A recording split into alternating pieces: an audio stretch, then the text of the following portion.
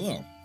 What's up, guys? Welcome to episode number 34 of 34. Movie Schmovie. Ay, Dios mío. I feel like you say that every time. No, You know 2 words. Right. So yeah, we're gonna get back. Oh, they're never. You know 4. Right. In your face.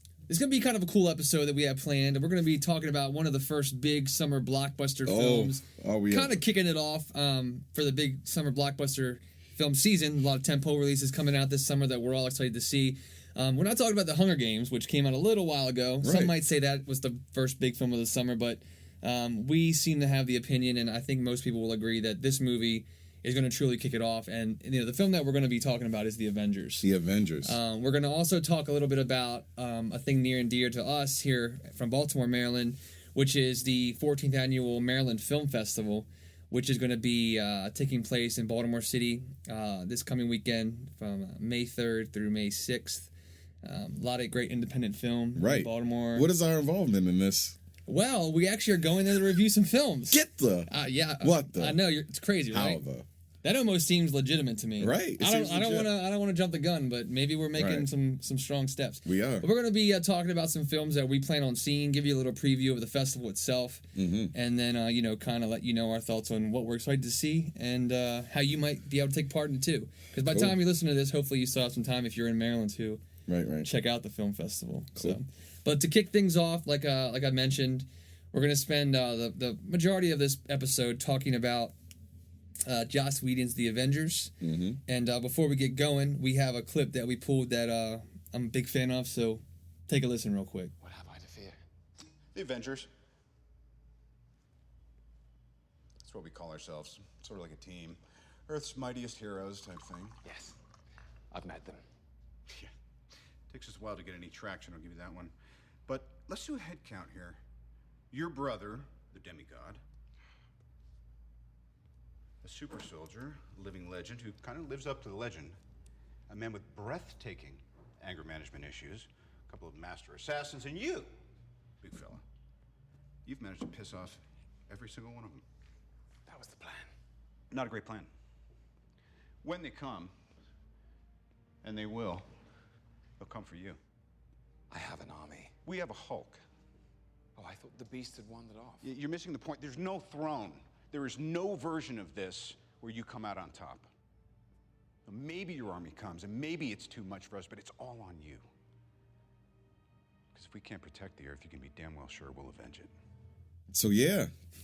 Joss Whedon's The Avengers. Tell me about it, Ronald. So, The Avengers is based on a comic book in which Nick Fury brings a group of superheroes together. Now, there's something very interesting about this before we even go into this.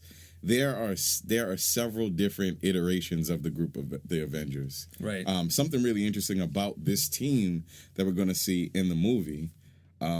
These people have never kind of functioned together in the comic books up until very recently. At the same time. They've always been a part. They've been pieces of the superheroes have been in the Avengers, never at the same time. Right.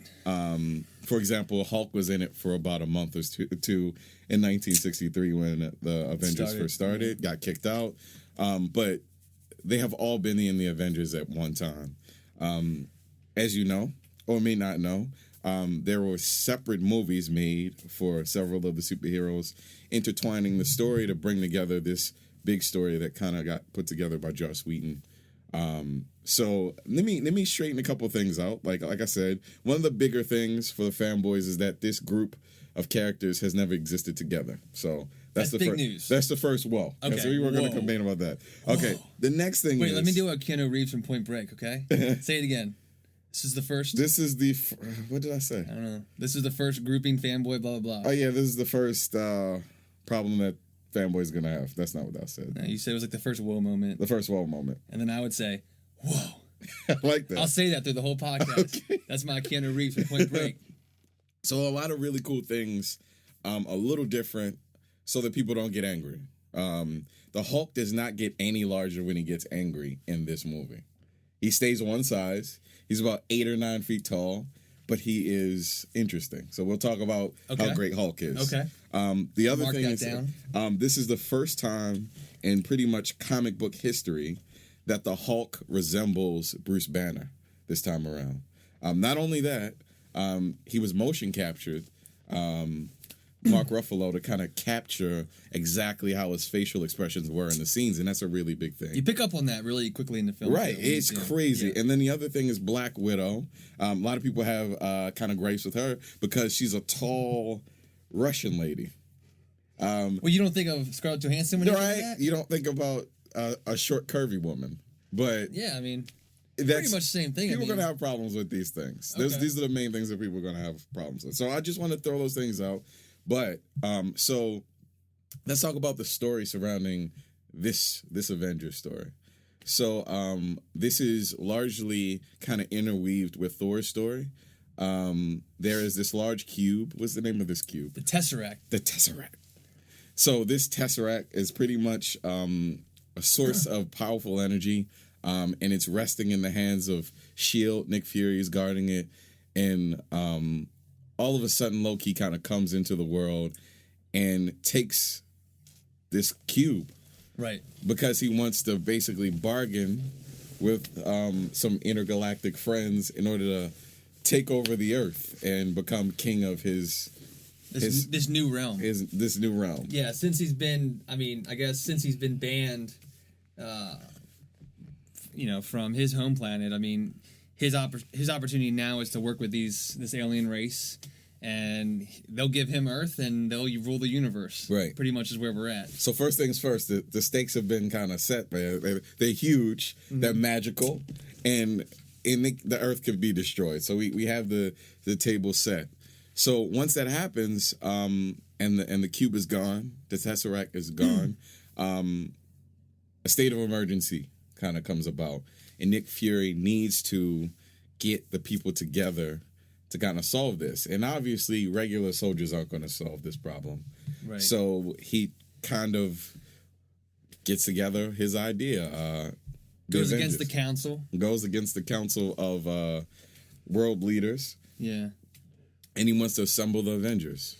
And what you got to keep in mind is that this all, like you kind of mentioned, this whole idea started back, when Iron Man came out, and Robert Downey Jr. pretty much revitalized, I think, the ability to possibly make the Avengers films happen with, with Iron Man back in 2008. I mean, when Iron Man came out, I don't think a lot of people thought that it would open to $100 million and then eventually make, films like Thor and Captain America possible, let alone an Avengers film. But, I mean, that's where you first saw the piece at the end, the little Easter egg of Sam Jackson, who plays Nick Fury, talking to Iron Man about the Avengers Initiative. Ever since, 2006, right? When Disney bought Marvel, they pretty much announced that they were going to have something big in mind. And they kind of hinted at the Avengers, and they said that these would weave into the story. But, I mean, was it really going to happen? There's always that chance that something could happen. And, I mean, up until this point, Marvel movies had kind of been regarded as, Well, I don't know, some maybe not. I mean, think the big thing, X-Men ones, I think Disney actually, it was in 2009 when they bought Marvel, and that was mainly because of how successful Iron Man was. Yeah. And then see the ability for Disney to leverage, their like, I guess their kind of global reach and their marketing potential to take a character like Iron Man, who is not like a major character. I mean, some people say he is, but I think in the film industry, never once was it seen as a major character like Spider-Man, Batman, Superman. And then that launched a franchise, and now, Iron Man 3 is coming out in a year or two or something like that now. We all know that. So, I mean, it's just cool that, they had the foresight to see, let's start this idea with Iron Man. They planted that little egg in there, with Nick Fury. Even little pieces in, the Hulk film with Edward Norton and, with the Captain America and Thor films as well. You see little pieces coming together, and I think that is the key to the Avengers, this film that we saw. Right. Is because I think that our major Avengers, our main characters, they did a really great job of being able to take pieces from each of those stories that we saw as standalone franchise films, and that's what dictates the plot of this film. Yeah, yeah. There is a tie between Black Widow and Iron Man. There's a tie between Black Widow and Hawkeye. There's a tie between Captain America and Iron Man and Thor and Captain America. the Tesseract coming from Asgard, you know, being on Earth when they found Captain America in the ocean, you know, and being, you know, leveraged for unlimited power. It's just really cool how they tied the films together. And I'm saying this as not the biggest comic book guy. Right. You know, you definitely have more experience with comic books, as do a lot of friends of ours that have been anticipating this film. But I can say I'm a, you know, moderately a comic book guy. And even most people that are just not even into the comic book universe, they're just into the films. Mm-hmm. That's the advantage of this film, I think, is that you can go to it and not need to be a fanboy. You can catch on to some of the things. You know, the fanboys will find the little gems in there, and they'll have that little laugh or that giggle. But I think the idea of taking what they had as the film properties, right, and weaving those stories together, it makes it so much more, you know, I guess you can attach to this story and not feel lost or like you need to do research. There's a very good reason why this works, too.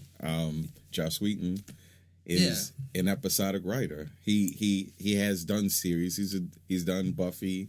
He's done Angel. So he understands that things have to weave well in order for, you know, the standard watcher to pick up on episode 5 and want to go back to 1 and start all over again. Sure. They see that even though you don't see the first episode, you can kind of catch on to what's going on. Definitely. And all you have to do is, if you really want to get, you know, if you really want to see how these all connect, just watch the movies. It's no implied, it's no level of you didn't know that, but we know this. It's really a very casual movie, which is really good for the audience that it's kind of reaching out for. Yeah. Especially, it's really important nowadays because comic books kind of get a bad rap movie-wise.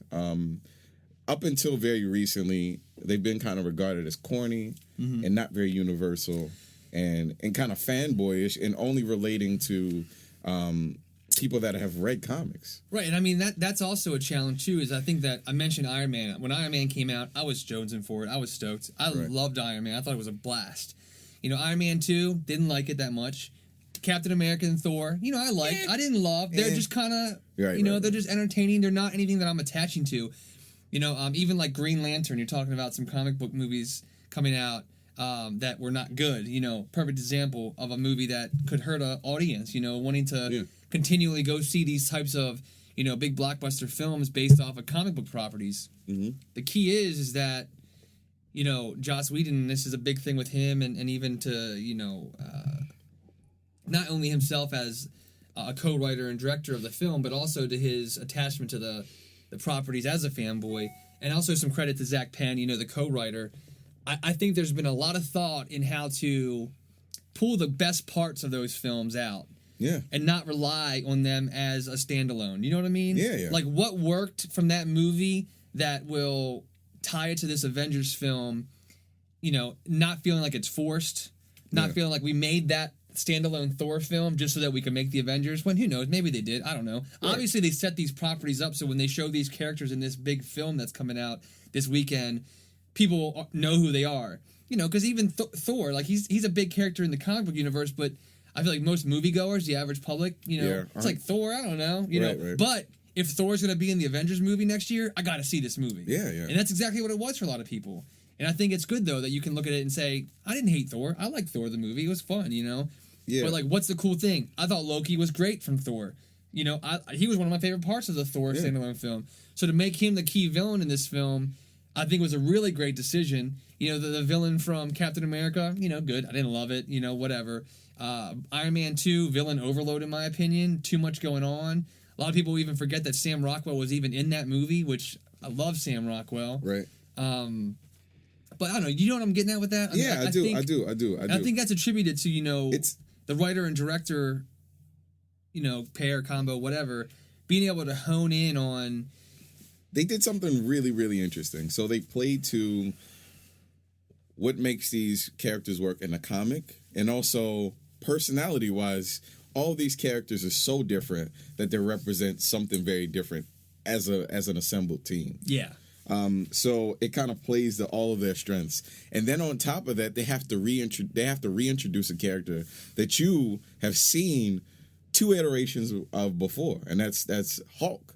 Yeah, you've seen Eric Bana's Hulk, you've seen Edward Norton's Hulk, and now you see Mark Ruffalo's Hulk, and it's weird because at first you're like, "Ugh, not another Hulk," but then as you see how Joss Whedon's writing, kind of playing on, I guess, how shy this guy is, how isolated Hulk is, this works better than I would have ever imagined. And this is kind of, at first I'm like, but it works well, man. Like, I think Mark Ruffalo's Hulk is the best Hulk I've seen on camera. This is the best version of Hulk I've ever seen. Yeah, I think I would agree. I mean, I really liked Edward Norton's The Incredible Hulk film. Which was great. Yeah. I had a lot of fun with that film. I just really like how contained Mark Ruffalo was, and it's kind of like, I read an interview the other day, like, just talking about, you know, how for this preparation, like, Joss Whedon wanted him to really kind of base it off of Bruce Bannister, you know, from the TV show. Yeah. You know, from Bill Bixby, you know, and, you know, kind of go that route, you know, not have anything really too impressive about himself besides his intellect, Right. you know. And I think it was really well done by Mark Ruffalo. And I mean, even when he gets to the Hulk, you know, when you finally get to see him as the Hulk, you know, visually, CGI, you know, I think it's done really, really well with the motion capture. And the first time he's kind of transforming to the Hulk in a scene with Black Widow is a blast. Just to kind of watch him try to contain it and then just kind of letting go. Yeah. And, you know, get into the point where there's no chance to contain that beast. All of these characters, Robert Downey Jr., Chris Evans, Scarlett Johansson, Jeremy Renner, Mark Ruffalo, and Chris, I never know, is it Hemsworth? Hemsworth, yeah. Okay. All very, very good individually. And one thing that this plays on a lot is there's one thing that makes a really good story. The call to action, the refusal of the task at hand, and that gets kind of dirty. I mean, like, they don't just get together and say, "Oh, we want to save the world." At first, there's a lot of doubt. There's a lot of hostility between them. There's a lot of egos going on, and it takes a long time, almost halfway through the movie, before they realize that they have to work together to do that. And that's something that makes this movie so cool. And then another thing that's really important too is the blending of humor and seriousness that Joss Whedon does so well. Oh man, it's crazy. Like, it's great. All of these characters have an underlying joke that's weaved into the story. All of them. Yeah, there's wit. There's wit. It's this weird. It's a lot of really funny things, and all of them are very, very cool. For example, this doesn't give anything away. One thing that's a constant joke is how old Captain America is, right? And how irrelevant a lot of the references are. Culture shock. Yeah, the culture shock, and that's weaved throughout the movie. All of these little mini jokes for each character kind of weaved in the movie, on top of just the witty banter between them, and it's done in a way that's very similar to comic books. Right. When you read a comic book, there's a lot of witty banter in Marvel comics, especially these stronger characters like Captain America and Iron Man and stuff like that. Thor, you know, obviously is old as hell, and it's really cool seeing him deal with everybody else, because he's more powerful than all of them combined.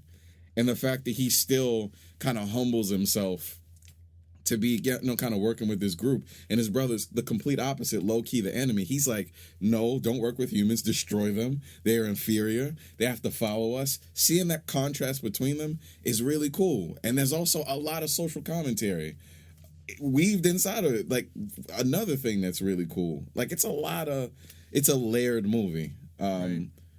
And I loved it. I guess one thing I was really afraid of is it sucking on the level that some of the individual movies sucked. Yeah. And I don't know. I guess there's a bigger idea about it all. Well, I mean, I think it's a really good point. Like, I think the humor, the layer of humor is what keeps the audience in. Mm-hmm. You know, it kind of gives you that moment to breathe every once in a while and not feel too focused, I guess. You know, there's a breath of levity and whatnot. But I think it's on the other side of the spectrum, I think what the really big factor is the flaw that each character has. Yeah. You know, not that you don't see them in the standalone films, but you really see it in this film when they're up against one another. When you're comparing apples to apples, in terms of superheroes, you know, you have these 4 or 5 giants in the world of superheroes, and, you know, you have, you know, Tony Stark and his self-absorption, his ego, you know, selfishness, whatever. Captain America, like you said, he kind of has this sense of, does he belong anymore? Does he have that call to leadership that he felt when he was Captain America during the Second World War? Even the Hulk, his ability to control rage, even the smartest man as smart of a man as he is, the one thing he can't control is something within himself. It's like, or Kenny, and that's kind of where you really kind of see that amazing balance that, I had a blast watching because of the fact that I can really get into those flaws and see how those flaws are going to play into our third act, but also be able to take a moment every once in a while to laugh out loud. Yeah. Because there are literally moments where the audience was laughing out loud. Some really great comedic timing in certain scenes amongst the major characters and even some of the minor characters. I came to a conclusion, man. Joss Whedon should do Iron Man 3. Joss Whedon dialogue with Iron Man. Yeah. It's incredible. Tony Stark's wittiness. As soon as he hits the screen in this film. It's ridiculous. It's what I felt in Iron Man 1, not what I felt in Iron Man 2. I couldn't agree with you more. What it did was it took the best things of each movie, like you said, and weaved it together. And it works in a way you would think, okay, so this reminds me of what X-Men 3 should have been. X-Men 3? X-Men 3. Okay. X-Men 3 was this ensemble sort of cast in terms of comic book characters. It was almost every single person in the X-Men world facing each other, right? Right. They had all the main characters, and having that many people on screen is a big task for them to share the screen and not feel like people are just there just to be there.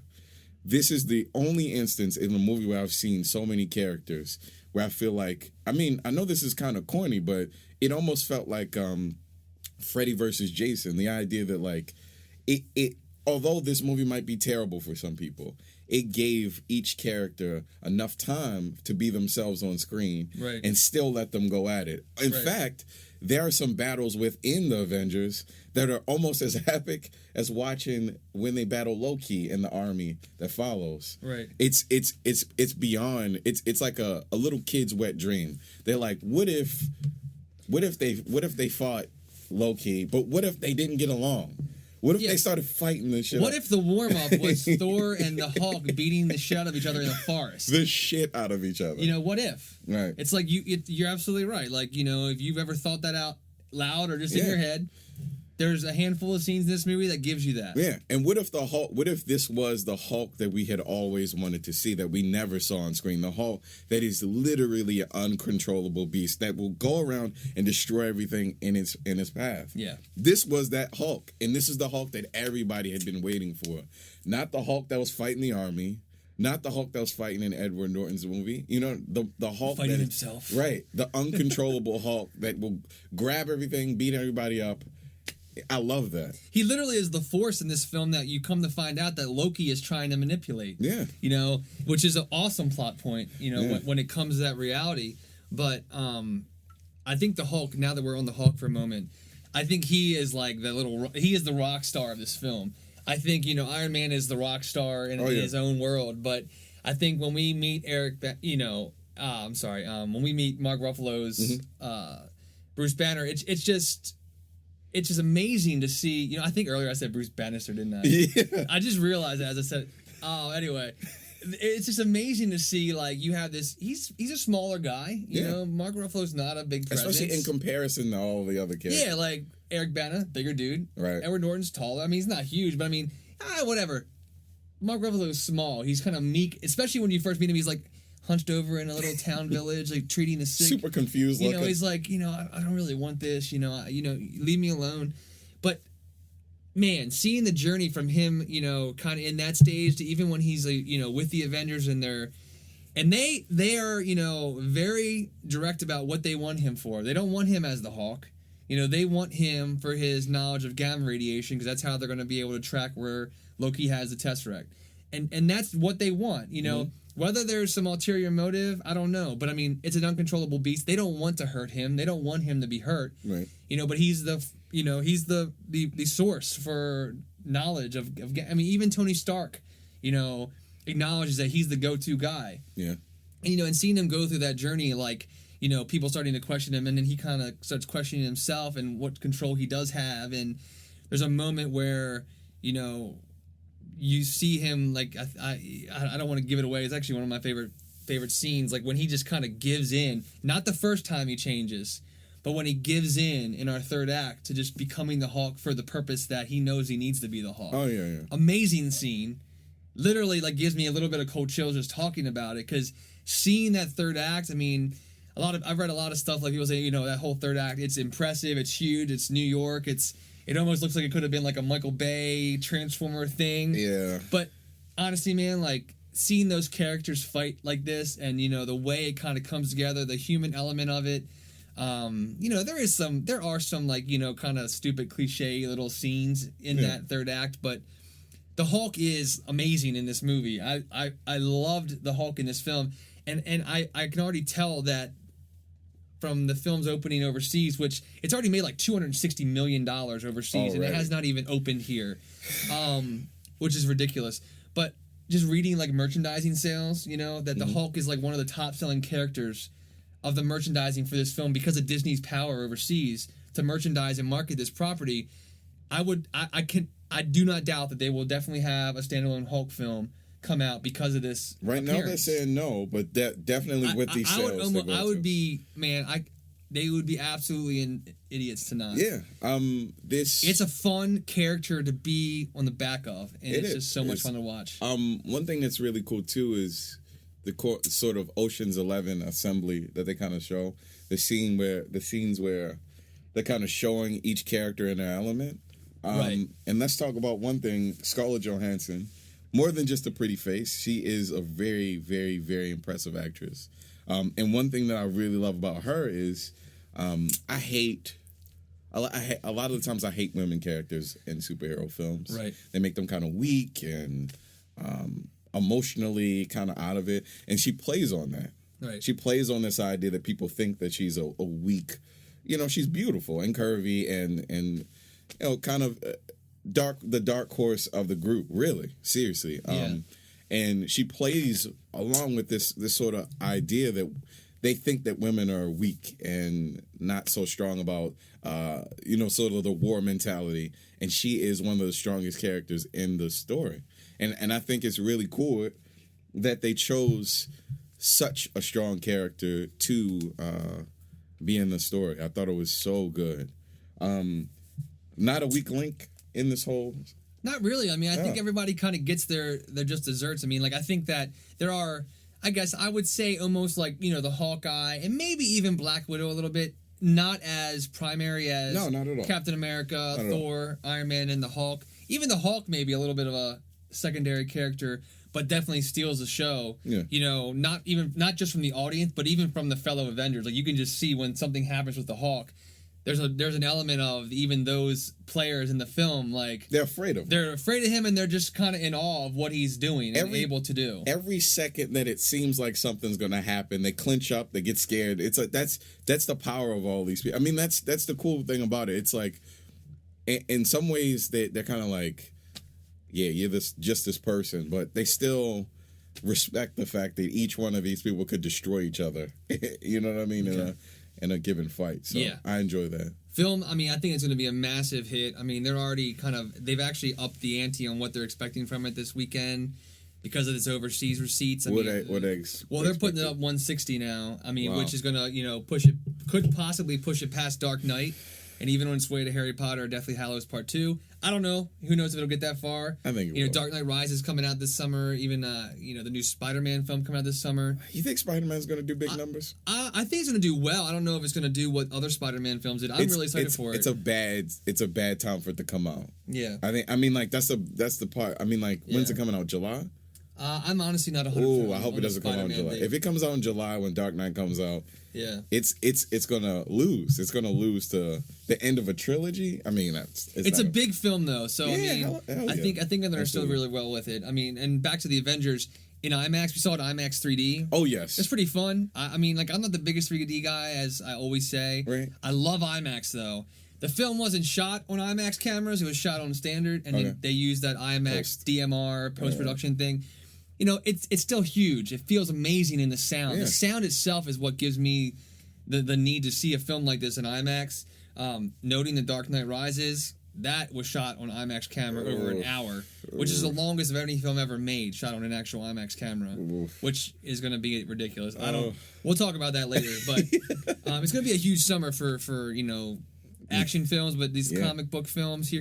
This is the year, and I think the Avengers is kicking it off with a bang. I love the movie. Same. I commented to you leaving the theater. It's one of, if not my favorite Marvel superhero films. You looked at me in amazement, disgust. You might have pooped your pants a little bit. I don't know that those words were that strong, but first class. I would tell you the films that I would keep up with. I love Spider-Man 2. I love X-Men First Class. Spider-Man 2 was so good. And I like X2 as well a lot. Oh yeah. I think actually X2. I don't know if I like First Class or X2 better, but though that group of films, the Avengers fits into that for me very easily. And upon seeing it again, it may even go towards the top. I don't know. Yeah. I've seen those films multiple times. This is my first time seeing it, so I can't tag it just yet. But God damn it, this movie is fun. It is so much fun. You and I had a blast watching this movie. We were jumping laughing, out of my we were seat. jumping. I was clapping. Yeah. I was clapping. I mean, like, I cannot emphasize seriously how important it was that a person like Joss Whedon wrote this story. It's something about the witty banter that he has in all of his stuff, in Cabin in the Woods, in Angel, and Buffy. Yeah. That makes this one of the best. Maybe it is one of the best Marvel ones. It's I'm unreal. very confident that when you see it, you see it again. You'll notice more and more. There's Iron Man alone, Tony Stark alone says like 50 things that are really, really super duper witty. Yeah. And then on top of that, Captain America says some stuff. And then it's so good, some of the things that they say to each other. I could watch this 3-4 times and notice something new every time. Yeah. So we definitely recommend this movie. I don't think there'd be any reason for you not to check it out. Don't be stupid. I think it's got something for everybody, and it's an almost guaranteed blast of the summer. Oh yeah, summer movie season, and God, I can't wait to see it again. I'm gonna see it again in theaters this weekend. Theaters. We're gonna move on and do our little teaser for the Maryland Film Festival now.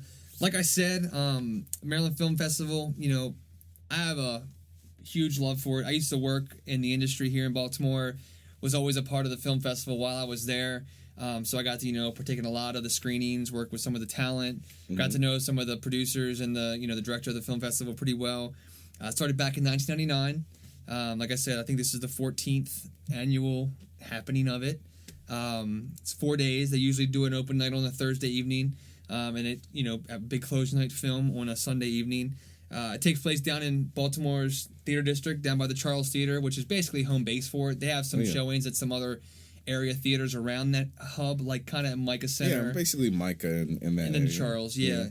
But it's a really great. It's international. It's not just this area. A lot of known filmmakers have made their way to the Baltimore, the streets of Baltimore for the Maryland Film Festival.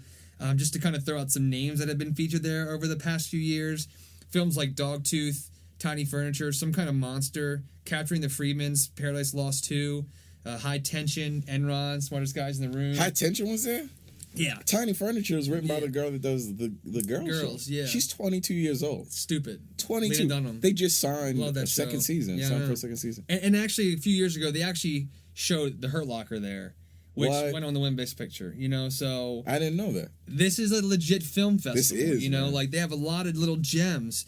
Even the Enron film, I got to work with Alex Gibney when I was working in the industry here and went on to get an Oscar nomination. You know what I mean? Like, there's good stuff here. Definitely. And this year, definitely looks like there's just as much great talent and product there this year. And we're really excited to be a part of it and to be able to go and see some films reviewing for Movie Schmovie. We're going to just throw out a couple films that we had talked about wanting to see this year, and I think that we are going to see this year.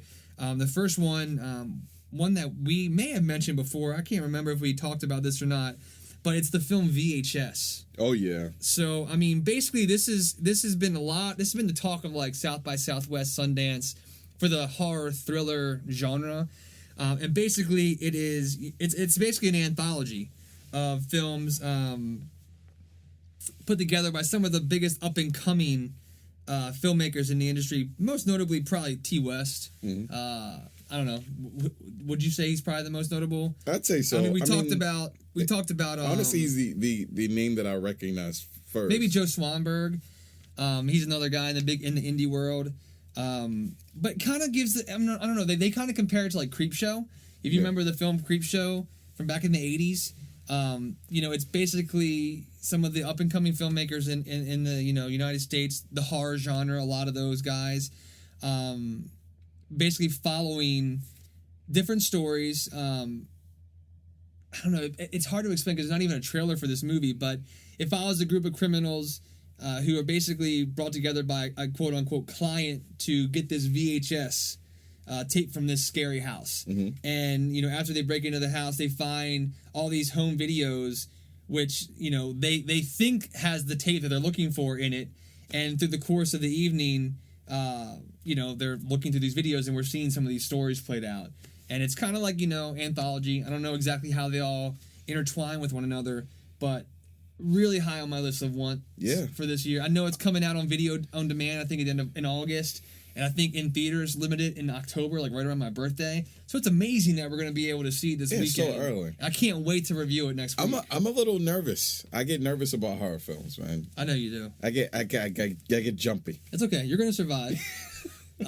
What's the film Love? Are you going to be possibly seeing Love? So Love is a indie film that takes place in Baltimore. Sheldon Candace is the director. It's about basically Common, rapper Common. He's now a heavy-duty actor. Michael Kenneth Williams, Charles S. Dutton. Basically follows Common's character, who is the uncle of a little kid that's kind of been abandoned. And it's I don't know much about the movie, but the trailer looks incredible. I know it's shot in Baltimore, and it looks incredible. So I'll have more information about it, obviously, when we review it. Okay. But, I think that it's important to cover things that are shot here too. Yeah. I mean, because it looks like it's going to be one of those things. It's at the heart of it. It's basically about growing up in a world where you're kind of a fatherless sort of guy, kind of functioning, and your role models are pretty much the only males around you, and some of those role models aren't the best role models. So, sure. Yeah, I'm looking forward to it. One of the other films that we're really looking forward to seeing is Rom-com is Save the Date by Michael Mohan, who actually I saw one of his films at last year's film festival called X-Sex, which is a really fun little short. But this film actually has a lot of people that you would probably know in it. Martin Starr from Freaks and Geeks and Superbad, Lizzie Kaplan from True Blood and Mean Girls, Mark Webber, Alison Brie, who I'm in love with. Just saw her 5-year engagement. What if one of them shows up? Well, Michael Mohan's going to be there. But what if one of them shows up? Then, I don't know. What if Alison Brie shows up? I don't know. Say hi. Say hi. Take her out to lunch or something. You're the greatest ever. Maybe get her to listen to Movie Schmovie. Right. But basically, Save the Date is basically trying to take the typical rom-com that major studios put out and kind of just make it feel a little more real. Yeah, turn it on its head. Kind of talk more about how the real people are in these relationships and not so much, the shells that a lot of these characters are. And I don't know. Sadly to say, a lot of motion pictures or a lot of movies that come out in theaters that, unfortunately, the mainstream people, like mainstream audience, has seen the love and they love them. Well, that's because they don't know any better, man. Yeah, I think that they're not used to a really honest dialogue, and that's what kind of lends itself to kind of these indie offerings, the honest dialogue, like real talk. Like, I think the thing is that a lot of it's so simple, and I think what I've read a lot about Save the Date, and even watching some featurettes on it, like it's supposed to be more like life is not that simple sometimes. Like sometimes it's really complex and tough, and people are complex and people are tough. So those kind of things coming together kind of can be kind of crazy sometimes. It's important. It's important to put out movies like that. So I don't know what else we got. We got what's the closing night film? Dark Horse. It's a big deal. Yeah. Todd Solondz. Welcome to the Dollhouse. Palindromes. Happiness. These are all crazy movies. It's weird. I'm not the biggest Todd Solondz fan. I love these movies. I really, really like Welcome to the Dollhouse and Happiness. I don't know how I feel about Palindromes. Palindromes made me really uncomfortable. My sister loves it. She showed it to me because she knows I'm a big fan of Welcome to the Dollhouse, and I felt so crazy about it. But I think we need people like him. We need kind of like the polar opposite of sort of the mainstream, happy-go-lucky. Even when they call a dark comedy and mainstream, it's not. You know what I mean? Right. And this sounds like a very dark movie. Right. So I'm looking forward to it. Selma Blair. Selma Blair's in it. Yeah. Who I'm a big Christopher fan of. Walken, Mia Farrow. Yeah, right. Justin Barth. I mean, it's a great cast. I mean, he always has great talent in his films. They're just interesting pieces. Really interesting. I'm really excited to see it, and especially as a closing night film, it'll be a pretty big deal, and he's going to be there to host it as well. Oh, yeah. And the Q&A following. A couple other movies that we're looking into seeing this weekend. We may throw a couple new features out when we do our little recap for the festival for next week's episode. Right. Documentary that I'm looking to see called Jeff, which is a really awesome little thing I found on Kickstarter a little while ago, and I was happy to see it being featured at the festival. It's basically like a mashup of documentary and fictional film about Jeffrey Dahmer and like the lives he affected, and the people he affected, the community, the investigation. Right. If you go on Kickstarter and do a little search for Jeff, there's a cool video from the filmmaker on there trying to raise money to get the film finished, and he obviously did, and it's going to be showcased at the festival with him there to host, and also the lead investigator in the Jeffrey Dahmer case. Wow. I've always had this weird fascination with serial killers. I don't know why. Like Nothing wrong with that. I don't know, like films like Zodiac. I remember when I was younger seeing Copycat. I don't know if you saw that. I never saw Weaver. Copycat. Awesome little movie. Really? I don't know, the serial killers, like I don't know, like just the way they think and affect culture and how the news picks up. I don't know, I've just been so intrigued by it over the years. So it's kind of cool to see this kind of like mashup of genres with this. Yeah. But 2 other movies, right? God Bless America. We want to see that. Yep. And then Goldthwait film. I really want to see the documentary "See You Soon Again" about the Holocaust survivor population in Baltimore. They kind of go around high schools in the area and talk about their experiences. And apparently, Baltimore is home of one of the largest populations of Holocaust survivors, which is crazy. Yeah. It's like 300 of them here. Wow. It's a large amount of people. So, It's going to be an awesome weekend. I mean, we are so excited to be a part of it, and a big thank you to the film festival for including us and letting us be. Thank you so much. Is awesome. I mean, we would be there either way, but to Right. be there reviewing it for our podcast and to be able to give some light to these films that aren't the big studio films that we normally talk about. It'll be a lot of fun, and the topics and subject matters of the films aren't as fun and glossy as what we normally talk about. So I mean, it'll be cool to talk about them and give them some light, and hopefully you guys can learn a little more about them. And if sounds interesting, to go seek them out when they get distribution. And if they don't, go get them on a DVD or something like that. Yeah, please. But that's going to be next week's episode. We're going to have a full feature on the festival reviews. Yep. It's going to be a blast. So, guys, thank you so much for listening, as always. Got the website up, movieschmovie.net. Yep. The Pinterest account is growing. It is. Very, very fast. Exponentially. And that's amazing because we've seen a lot of people sharing the love with some of our posts. So keep doing that, please. And as always, check out the iTunes and subscribe if you can.